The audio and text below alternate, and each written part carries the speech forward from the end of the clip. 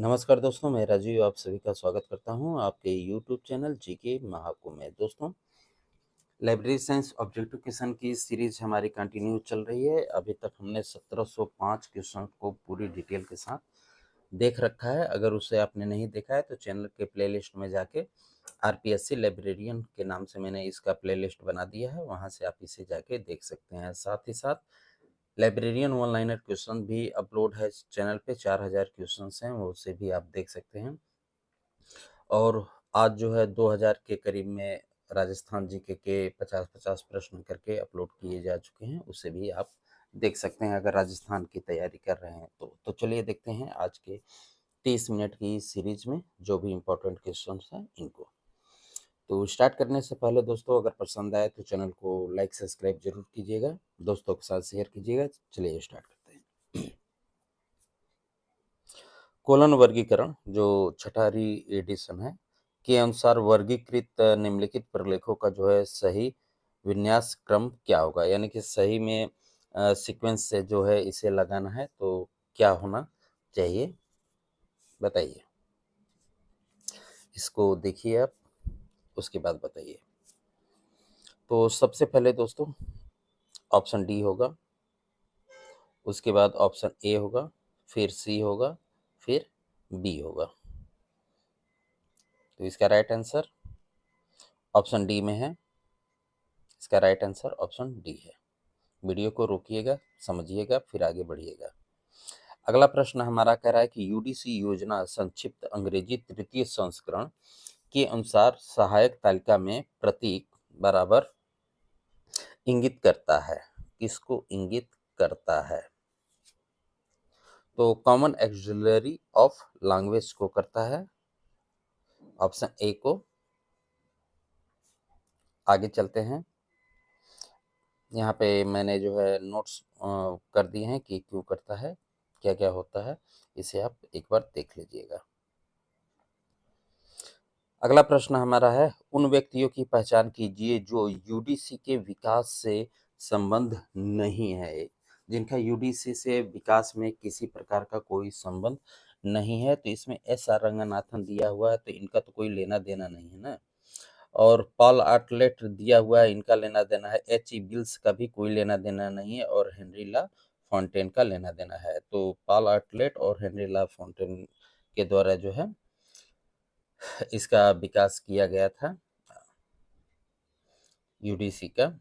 तो इसका right answer option A में है। ए और C, sorry sorry sorry sorry, option A इसका नहीं होना चाहिए। एक मिनट एक मिनट एक मिनट, बी और डी जो है सही होगा। बी और डी जो है सही होगा। ऑप्शन डी इसका राइट होगा।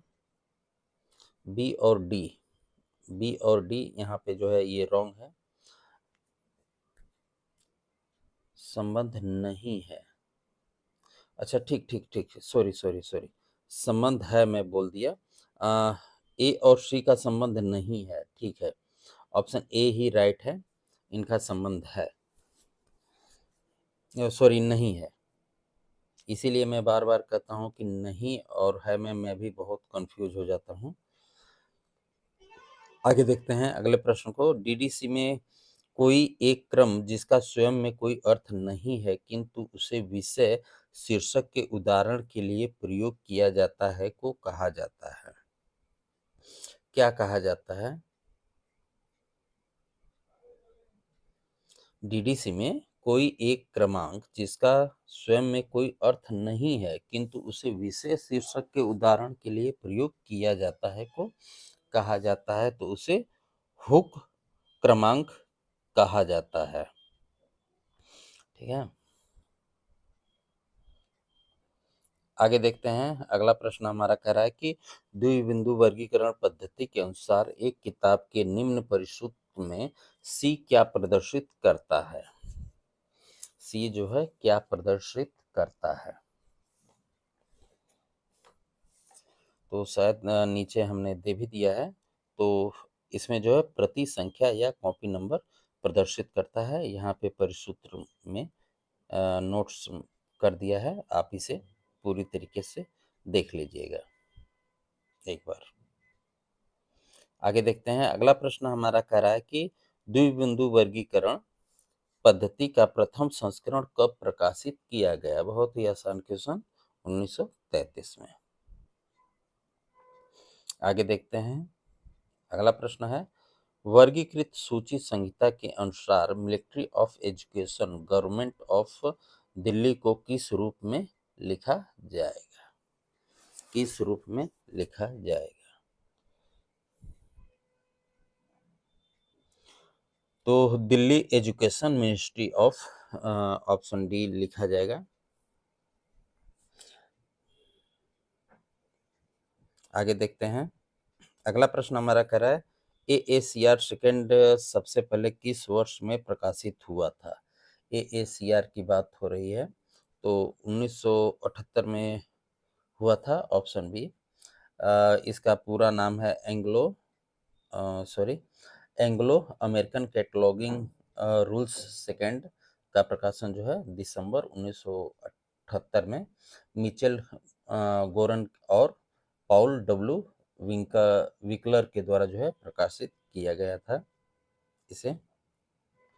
अगला प्रश्न है, उस सूची को क्या कहा जाता है जिसे पुस्तकों के लेखक, शीर्षक, विषय आदि से संबंधित प्रविष्टियों का वर्णनानुक्रम में जो है व्यवस्थित किया जाता है?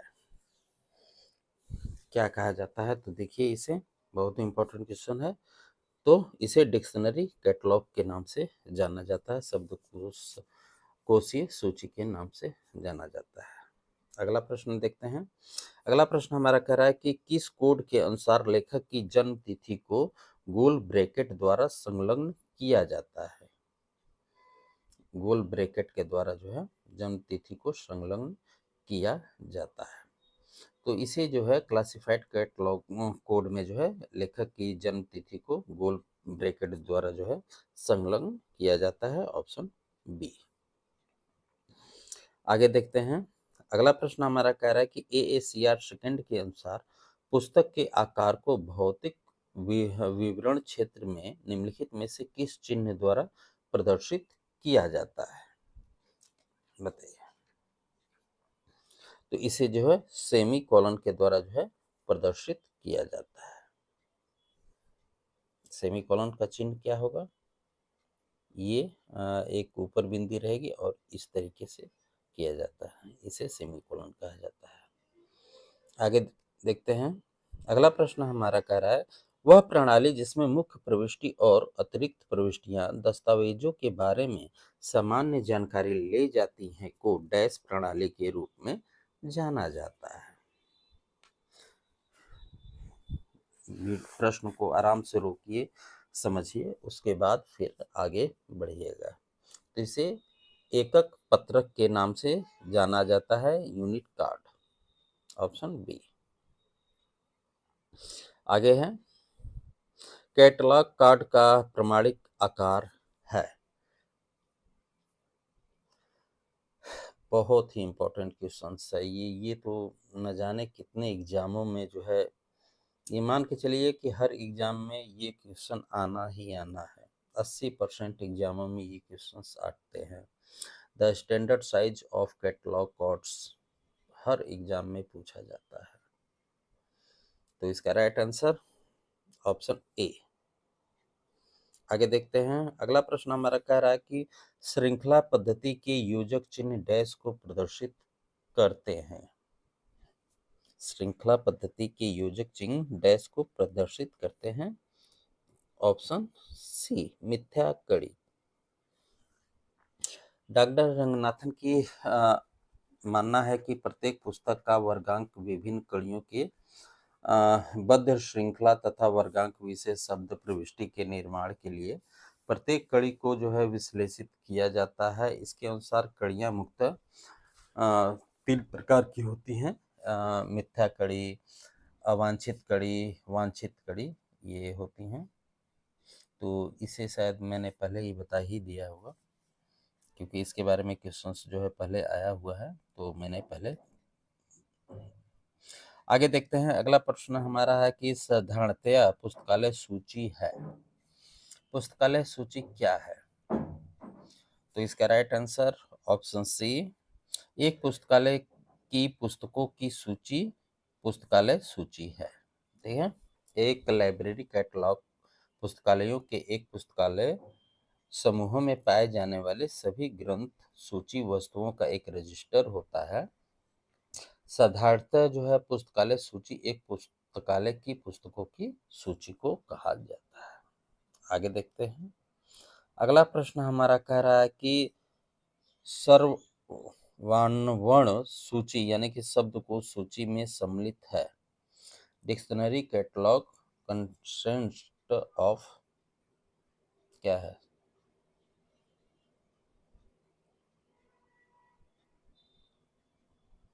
तो वर्णाक्रम में जो है सभी प्रकार की प्रविष्टियां, ऑप्शन डी। आगे देखते हैं। अगला प्रश्न हमारा कह रहा है कि सूची का आंतरिक स्वरूप कौन सा नहीं है? सूची का आंतरिक स्वरूप जो है कौन सा नहीं है?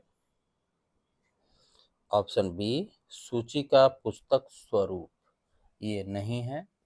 बाकी कैटलॉग के जो है 3 आंतरिक स्वरूप होते हैं: लेखक सूची, आख्या सूची और वर्गीकृत सूची।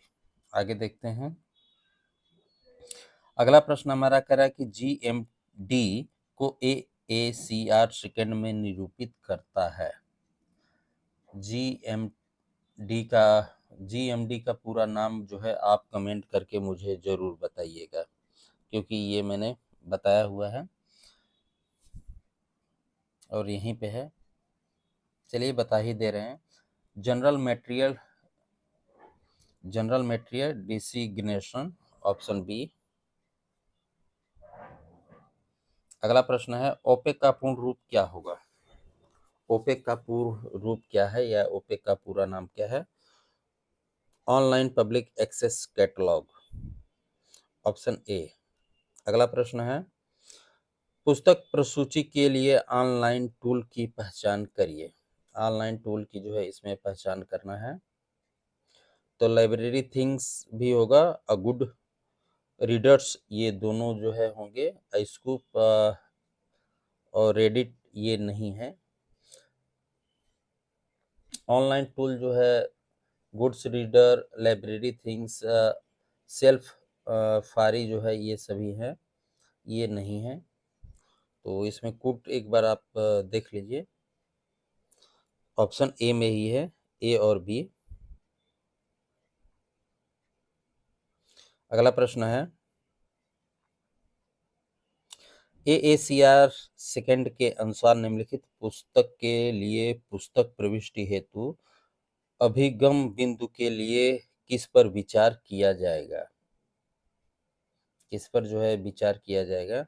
इसको देखिए आप एक बार, आराम से वीडियो को रोकिए, समझिए। पहले शीर्षक को पूरी तरीके से पढ़िए आप।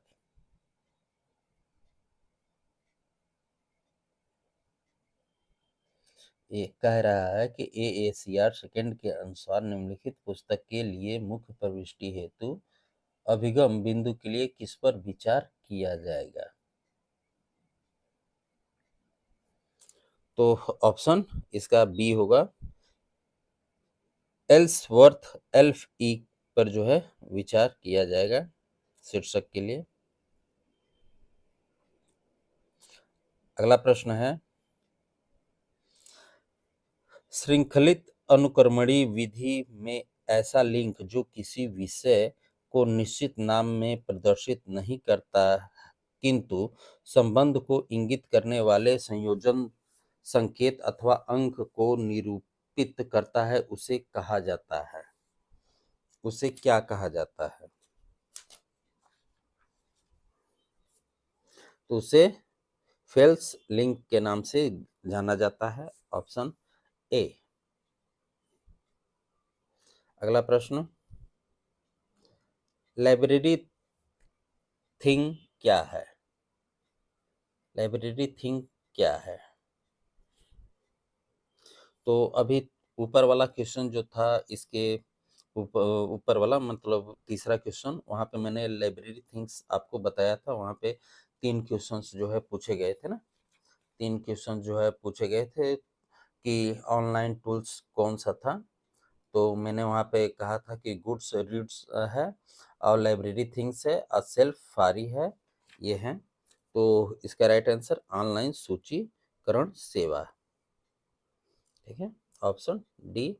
और लाइब्रेरी थिंग्स जो है ये ऑनलाइन सूचीकरण सेवा है। और लाइब्रेरी थिंग का विकास जो है टीम जो है स्पेल्डिंग एंड वेंट लीव के द्वारा जो है 29 अगस्त 2005 को किया गया था। और यह जो है विभिन्न प्रकार के सोशल कैटलॉगिंग वेबसाइट के रूप में काम करती है लाइब्रेरी थिंग। आगे देखते हैं। अगला प्रश्न हमारा कह रहा है कि आरडीए पर यूके समिति पर निम्नलिखित में से किसके द्वारा समर्थन दिया गया था। आरडीए पर जो है यूके समिति पर किसके द्वारा समर्थन दिया गया था, तो स्लीप और दी ब्रिटिश लाइब्रेरी के द्वारा जो है समर्थन दिया गया था।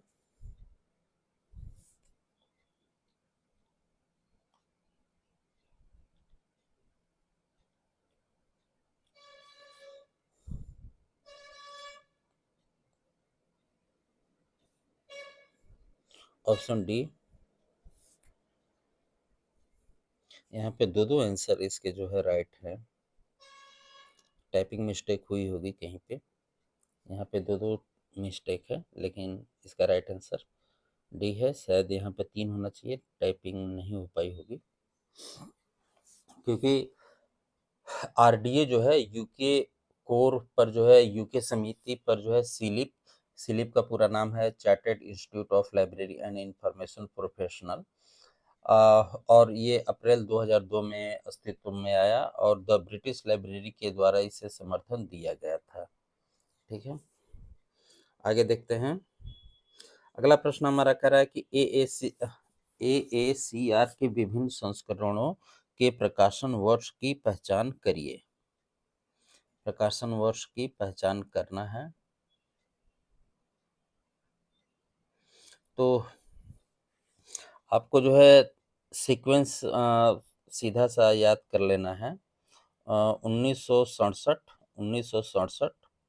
दूसरा जो है 1978 और उसके बाद 1988, ठीक है।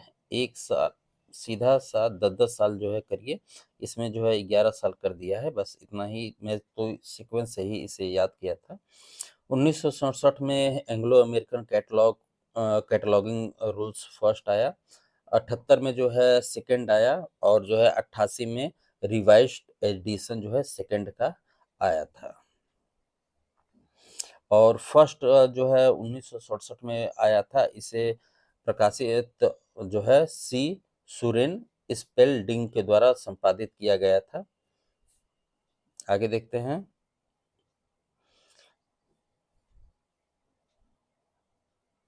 सॉरी, इसका राइट आंसर मैंने नहीं बताया, ऑप्शन इसका डी होगा। आगे देखते हैं। अगला प्रश्न हमारा कह रहा है कि यूके कमेटी ऑन आरडीए के क्या उद्देश्य हैं। आरडीए के जो है क्या उद्देश्य हैं,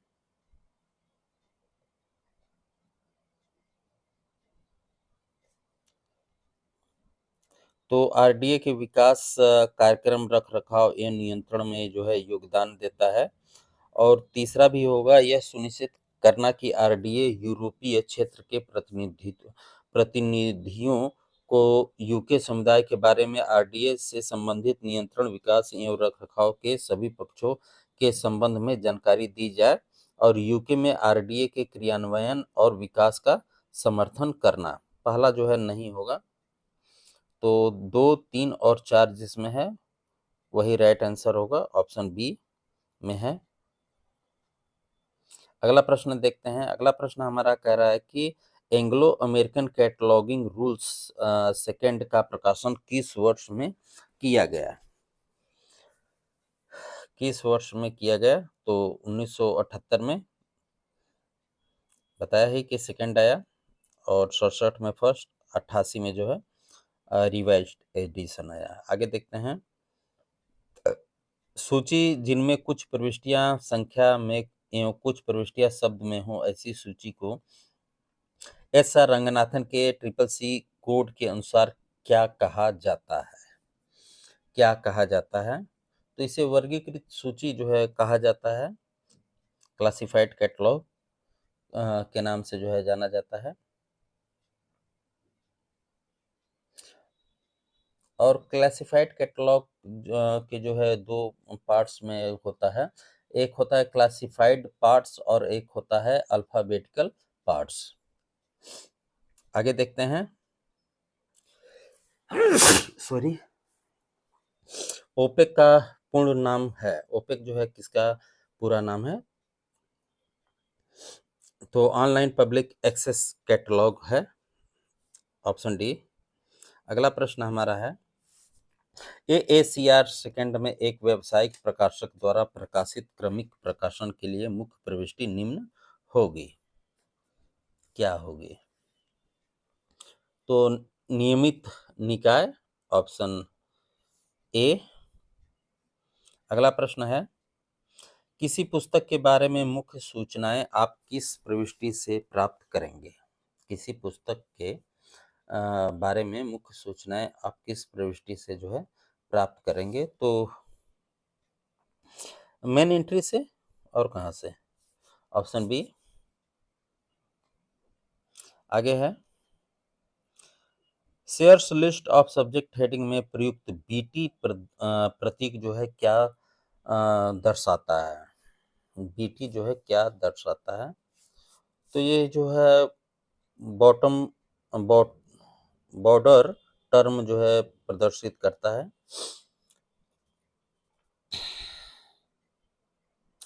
इसको थोड़ा सा आप समझिए कि बीटी तो जो है बॉर्डर टर्म जो है को दर्शाता है, और यूएफ जो है ये यूजर फोर, जो यूजर का क्रम होता है उसे दर्शाता है। यूज जो है जो देखे संदर्भ को दर्शाता है, और एस एन जो है स्कोप नोट्स को दर्शाता है। आगे देखते हैं।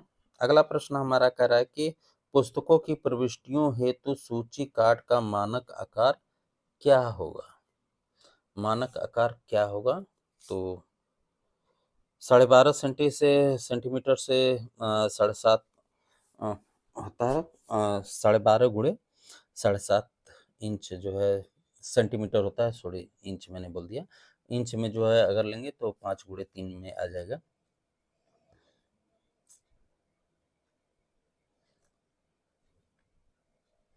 इसमें जो है आपने कैटलॉग शायद बनाया ही होगा, इस तरीके से कार्ड होता है, इस तरीके से कार्ड जो है होता है, और यहाँ पे जो है 2 लाइन जो है खींची रहती है, और एक जो है डैश डैश करके होती है, इस तरीके से होती है, और यहाँ पे एक इस तरीके से लाइन खींची होती है, जिसको इस लाइन को जो है, ये लाइन जो है ये लैंडिंग लाइन के नाम से जाना जाता है। ठीक है, लैंडिंग लाइन के नाम से इसे जाना जाता है। और ये जो है ये पहली वाली लाइन जो है ये इसे first induction, second induction, third, इस नाम से जाना जाता है। आगे देखते हैं। और जो है नीचे में एक होल, सबसे नीचे में जो है एक होल भी दिया होता है। आगे देखते हैं। अगला प्रश्न हमारा कह रहा है, अभिकथन DOAJ के समावेशन का अर्थ खुली पहुंच पत्रिकाओं की गुणवत्ता है।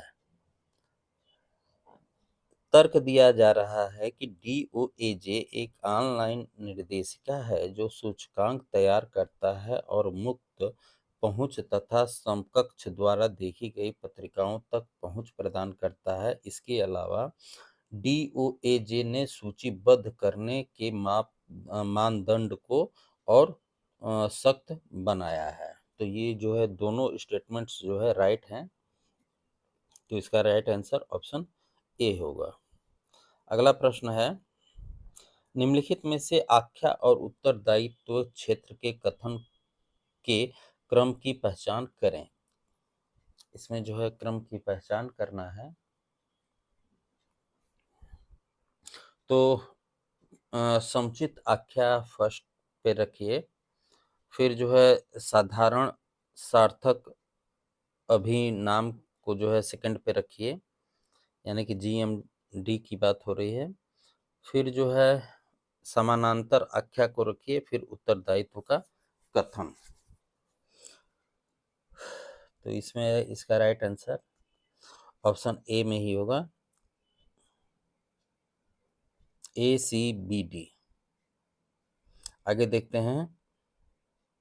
अगला प्रश्न हमारा कह रहा है कि विषय कैटलॉग एक क्या है। विषय कैटलॉग जो है क्या है, तो विषय प्रविष्टियों का कैटलॉग ही विषय कैटलॉग है। ऑप्शन ए इसका राइट है, कैटलॉग ऑफ सब्जेक्ट एंट्रीज। आगे है, कई ग्रंथालयों की सम्मिलित सूची को कहा जाता है, तो संघ सूची के नाम से जाना जाता है। Option A. आगे देखते हैं। अगला प्रश्न हमारा है कि AACR सेकंड के अध्याय 12 ने AACR सेकंड रिवाइज एडिशन 2002 में अपना नाम परिवर्तित कर लिया। क्या नाम जो है परिवर्तित कर लिया? तो ऑप्शन बी, कंटिन्यूइंग रिसोर्सेस कर लिया। Option B. अगला प्रश्न है, पुस्तकालय विज्ञान में RDA से संबंधित है। पुस्तकालय विज्ञान में RDA संबंधित है, तो पुस्तक सूचीकरण से संबंधित है। RDA मतलब रिसोर्स डिस्क्रिप्शन एंड एक्सेस, और ये वर्णनात्मक कैटलॉगिंग के लिए एक मानक है जिसे जून जून 2010 में 2010 में जारी किया गया था, और यह ग्रंथ सूची डाटा तैयार करने पर निर्देश और दिशा निर्देश प्रदान करता है। ग्रंथालयों और अभिलेखागार जैसे पुस्तकालयों और अन्य सांस्कृतिक संगठनों द्वारा उपयोग के लिए RDA Anglo American cataloguing rules और दूसरा संस्करण यानी कि AACR सेकंड जो है इसका उत्तराधिकारी होता है। आगे देखते हैं। अगला प्रश्न कर रहा है कि RDA का पूर्ण रूप क्या है, तो वही जो अभी बताया, रिसोर्स डिस्क्रिप्शन एंड एक्सेस है। Option D. अगला प्रश्न है कि RDA किस वर्ष प्रकाशित हुआ। RDA जो है किस वर्ष प्रकाशित हुआ, तो 2010 में हुआ। अगला प्रश्न है, CCC संस्करण 5 की मुख्य प्रविष्टि में क्रमांक अंक कहाँ प्रदर्शित होता है, तो अग्र अनुच्छेद में होता है, हेडिंग सेक्शन में, जो आपको इस तरीके से बताया था ना, इस तरीके से बताया था, ये है ना, ये यहाँ पे। आगे देखते हैं। AACR सेकंड के अनुसार उत्तरदायित्व कथन से पहले लगा होना चाहिए। उत्तरदायित्व कथन से पहले क्या लगा होना चाहिए? AACR सेकंड के अनुसार तो विकर्ण तिर्यक जो है लगा होना चाहिए। Option B. आगे देखते हैं। पुस्तकालय हस्तलिपि की अवधारणा डैश में दी गई है। पुस्तकालय हस्तलिपि की अवधारणा डैश में दी गई है। CCC में। Option C. अगला प्रश्न, AACR सेकंड के अनुसार RK गुप्ता नाम का शीर्षक होगा, तो गुप्ता RK होगा, पहले गुप्ता हो जाएगा, GUPTA गुप्ता RK, ठीक है, ब्रैकेट को बंद कर लीजिए। आगे देखते हैं। अगला प्रश्न है, CCC 5वां संस्करण का सहायक कौन था। 5वां संस्करण का जो है सहायक कौन था? नील मेघनन थे। Option B. 5वें संस्करण में जो है इनकी सहायता इन्होंने की थी। और ये क्वेश्चंस जहाँ तक मुझे याद आ रहा है डीएसएसबी का एग्ज़ाम था, सॉरी नहीं डीएसएसबी नहीं, एनबीएस का एग्ज़ाम था, एनबीएस एनबीएस का एग्ज़ाम था, उसमें ये क्वेश्चंस पूछा गया था। और कब इसका एग्ज़ाम हुआ तो मुझे ठीक से याद तो नहीं है, लेकिन उस समय बारिश का मौसम था। ये क्वेश्चंस जो है आया हुआ था।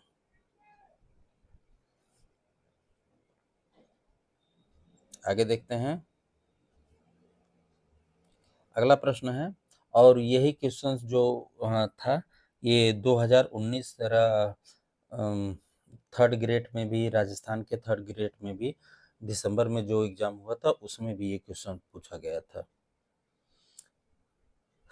अगला प्रश्न है, निम्न में से कौन सी अंक संख्या जो है प्रविष्टि है, निम्न में से कौन संख्या अंक प्रविष्टि है? तो CRE क्रॉस रेफरेंस एंट्री, ये जो है ये भी पूछ लेता है कि इसका पूरा नाम क्या है, तो क्रॉस रेफरेंस एंट्री इसका पूरा नाम है। तो दोस्तों जो है 30 मिनट से आपका अधिक 1 मिनट मैंने समय ले लिया, उसके लिए मैं माफ़ी आप सभी से चाहता हूँ। तो आगे की वीडियो कल के दिन देखेंगे, तो आपको पसंद आया हो तो ज़रूर सब्सक्राइब लाइक कीजिएगा, दोस्तों के साथ शेयर कीजिएगा। आप सभी का बहुत बहुत धन्यवाद, आभार, जो यहाँ तक आपने मुझे झेला, मुझे समझा। मिलते हैं अगले वीडियो में, ख्याल रखिए, धन्यवाद।